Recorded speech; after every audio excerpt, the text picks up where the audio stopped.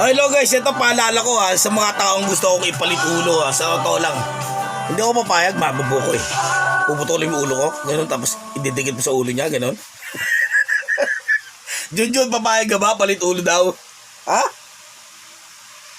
Sabi mo, maghanap daw ako ng sarili kong ulo. Yan ang tunay na mangyayari, di ba? Yan ang tunay. Kapag ginawa mo ang isang bagay, sa totoo lang, pagdusa mo, yan ang tunay na mangyayari. Ako, wala akong ano dyan.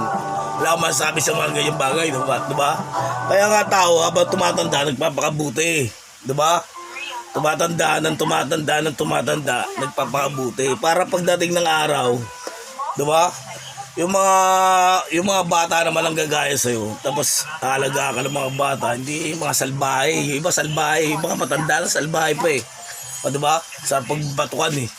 Diba, kala ko mga bagits pa eh.